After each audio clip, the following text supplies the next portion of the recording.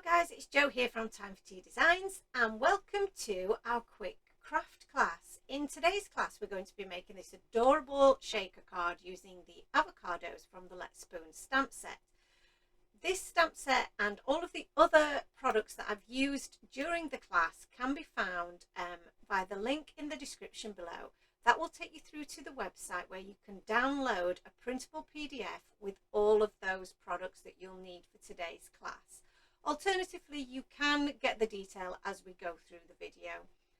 Now I'd like you to sit back and relax, watch the video and craft along with me. You can speed up or slow down or pause the video as you go along for anything that's not going at the pace that you would like. And do look out for a couple of video bombs from Maisie the cat. I really hope that you enjoyed today's class. If you do, then it would be great if you could like and subscribe, as we hope to post more crafty class content for you in the future. Thank you so much guys, and I'll see you in the next bit. So here are the products that we're using today. There is the Let's Spoon stamp set. We have our card base, we have some green cardstock, the heart nesting dies, and then we're also going to be using a stencil. I store my stencils in my 6x9 binder from Time for Tea Designs. So this is the scattered heart stencil that we're going to use for our background. And I'm also using our layering dies. These are the A6 size dies. So I'm going to grab one of these and I'm just going to do a little bit of a test here to see what size of die that I want to use for my project. So I've taken the third down in size and then the heart from the heart nesting dies that I intend to use. And I'm just checking that against two of the die sizes to see which one works best. And I decided to go for the second largest die in the set. I'm adding this to my cardstock here and I'm just trimming this down so that I can pop it through my die cutting machine. I am using a Crafter's Companion Gemini die cutting machine. It's the A4 size.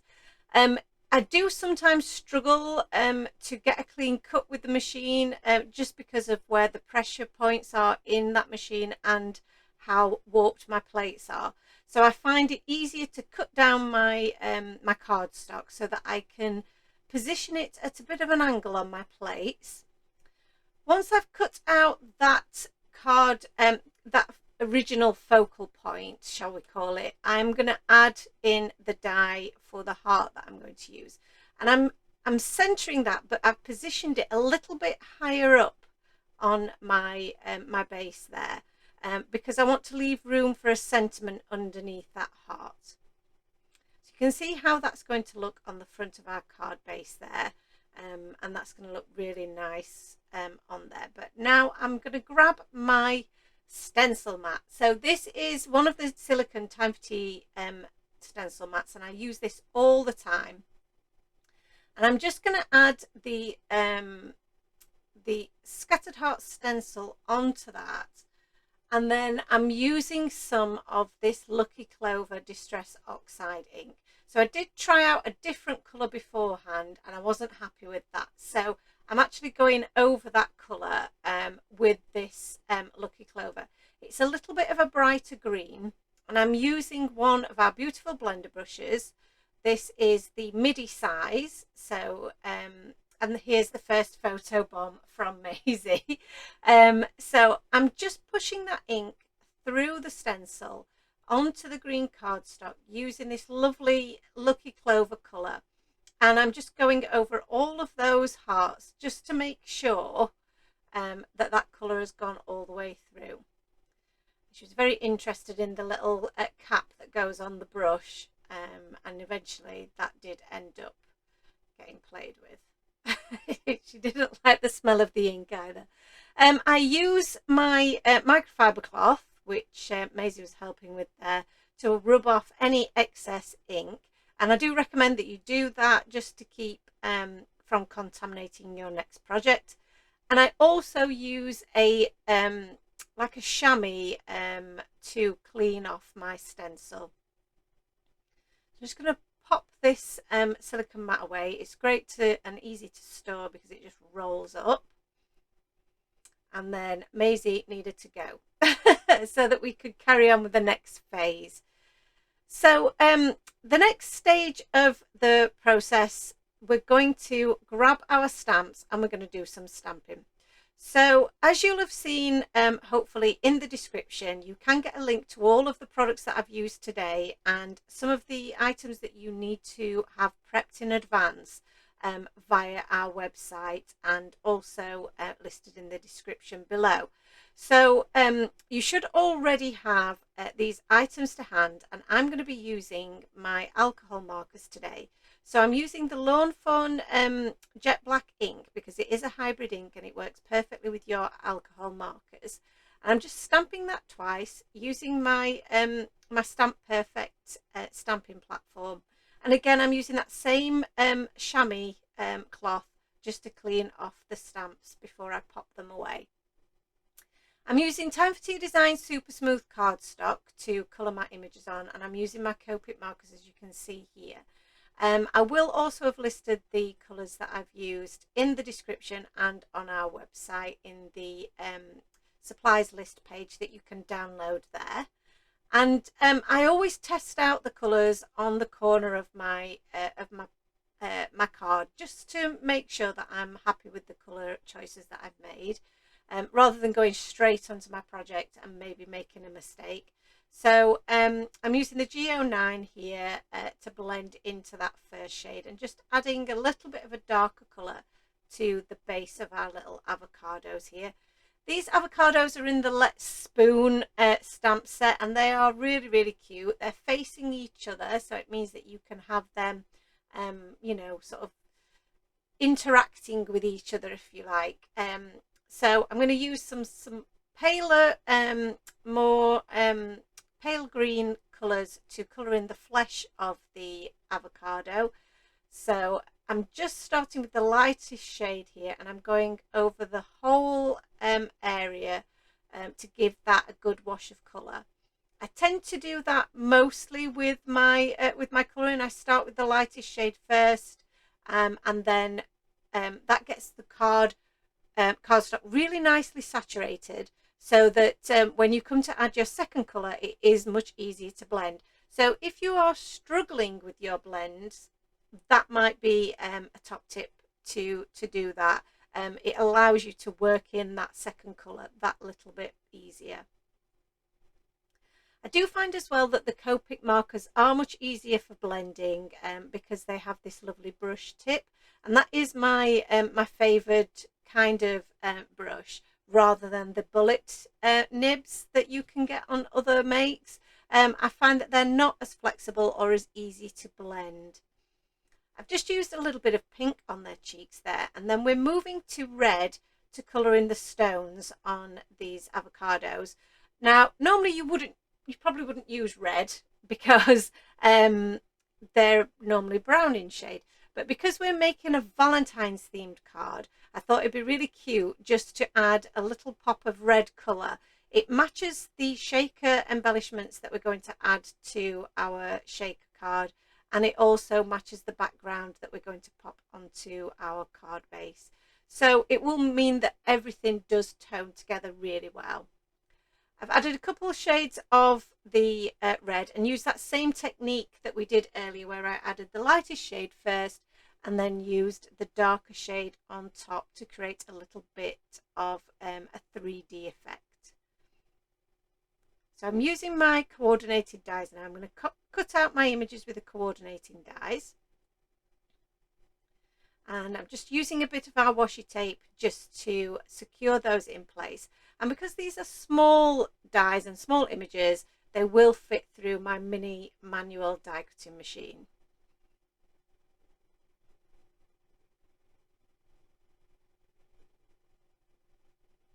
So just going to pop out each of those, and you can see how adorable they are. There we go, two little avocados who will be able to just sit on either side of this heart and have a little chat with each other. So this is the cardstock that I'm intended to use for the background. You can see that tones really, really well with the little avocado stones. And I have a scrap here that is the perfect size. just trimmed that down and placed that behind the heart, and that just works really well with the colouring that we've already done. I also have a little scrap there that I've put to one side, and I've also grabbed my acetate. So you should have your piece of acetate ready. I'm just cutting this to size by using my focal point as my guide. I'm just going to trim it down a little bit more, just so that none of that shows over the sides of my card. And then I'm going to grab my tape runner for this. The tape runner is much easier to use to secure your acetate. I would normally use a wet glue for most of my projects, but for this type of material, the tape runner does work much better. I'm going to use that same tape runner then just to add my bit of red cardstock to the back, because I've got it to hand and it's nice and quick. And I'm just checking that everything fits and nothing is showing through that shouldn't do. Grab your pencil now and just mark out some lines so that you know roughly where the bottom of your heart is going to sit. That's where you want to pop the bottom piece of your shaker tape. I don't want my shaker bits to go right to the bottom of my card, because then they'll be lost and I'll have to use a lot more of my shaker embellishments.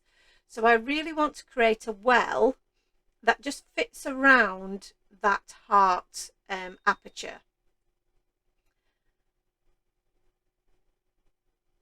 So I'm using my my shaker tape here. This is the Time for Tea Designs large foam roll. It's perfect for this job. You want to make sure that when you're creating your well that there are no gaps around the outside, because that is where you may potentially lose some of your shaker bits when you give it a good shake around. So I'm taking off the first layer of tape and I am going to double up my shaker tape. The reason I'm doing that is because I want to create a bit of a higher gap so that my shaker embellishments don't get stuck and they're very easy to move around. So there are a couple of ways you can do this. Obviously, the way that I'm doing it piece by piece. What you could do is take your shaker length and fold that in half to create so that it's already double the size and double the height, and then cut it and add it to your background. So that could be an easier way of creating that that height very simply, rather than doing it piece by piece like I'm doing here. But really, it's not an issue. It's not too much of a problem. I didn't find it too difficult to do it this way, and it just meant then that I've got the right height for my embellishments to move around really easily in that well. So you can now remove oh, actually, before we remove the backing, yes, this is a really important step. Before we do that, you want to add some of your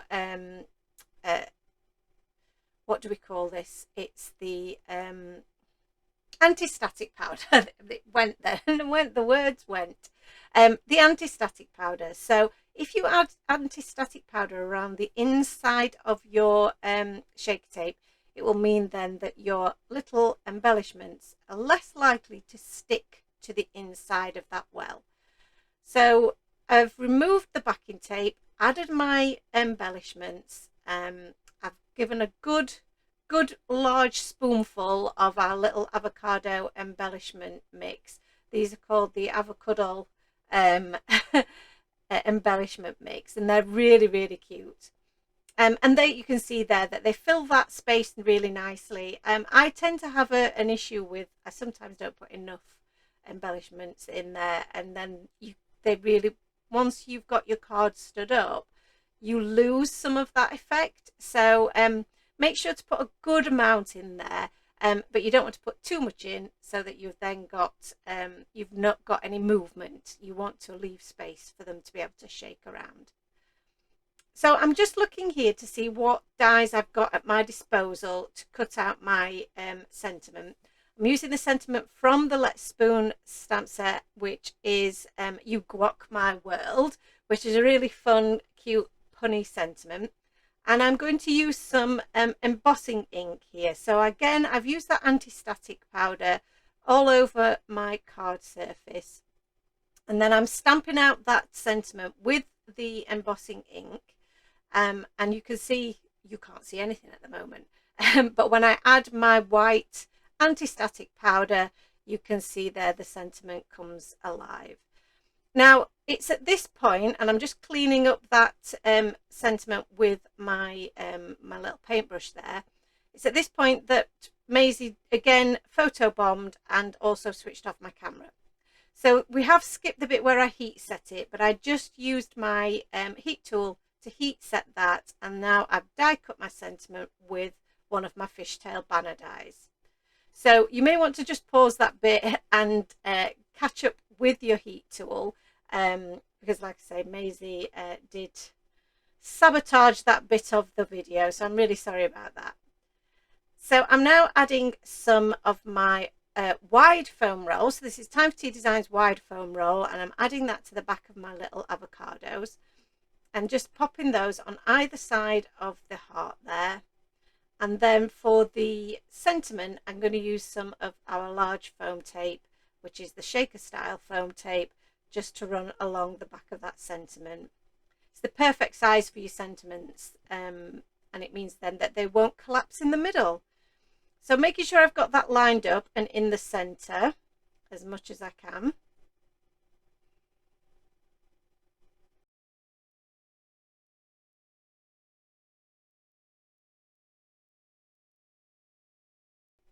A little bit of fiddling around there, and once you've got that in the center, you can see then that your shaker element works beautifully.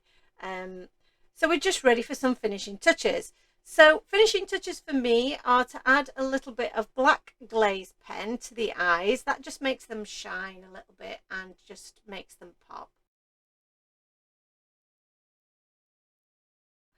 And then I love using my white jelly roll pen to add some little freckles and highlights to different areas. Again, another photo bomb from Maisie. Hi. And away she goes. And then a few little dashes and little dots, just to highlight little areas on the images. Just makes them a little bit more cartoon-like. And there we have our card complete and our project for today. Thank you so much for watching our card making class today. I hope you can join us again for our next one. See you soon, guys. Bye.